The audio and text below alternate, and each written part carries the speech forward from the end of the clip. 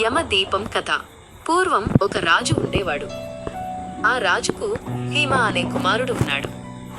జ్యోతిష్యులు హిమజాతకం చూసి అతడికి పెళ్లైన 4వ రోజునే పాము కాటు వల్ల మరణం సంభవిస్తుందని చెప్పారు. ఇది తెలిసి కూడా యమధర్మరాజుకు ఎంతో ప్రీతిపాత్రుడైన ఉగ్రత అయిన స్త్రీని చూసి ఆమెకు హిమతో వివాహం చేశారు. పెళ్లైన తరువాత ఆ మృత్యు భయాన్ని గురించి విన్న ఆ వధువు తన భర్తను కాపాడుకోవాలని నిశ్చయించుకుంది. పెళ్లైన 4వ రోజు రాత్రి తన భర్త గదిలోకి ప్రవేశించకుండా ఆమె ద్వారం వద్ద అనేక దీపాలు వెలిగించి బంగారు మరియు వెండి నాణేలని, ఆభరణాలని పోగుపోసింది. తన భర్త నిద్రపోకుండా ఉండాలని అతనికి కథలు చెప్పడం, పాటలు పాడడం మొదలుపెట్టింది.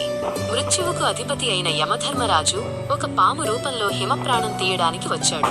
గది ద్వారం వద్ద ఉన్న ఆ దీపాల కాంతికి, బంగారం, వెండి నాణేల మెరుపుకు అతని కళ్ళు మిరుమిట్లు గోలిపోయి యముడు ఒక్క క్షణం కూడా ముందుకు కదలలేకపోయాడు. ఆ కాంతి వల్ల అతడికి గదిలోకి వెళ్లే దారి కనిపించలేదు.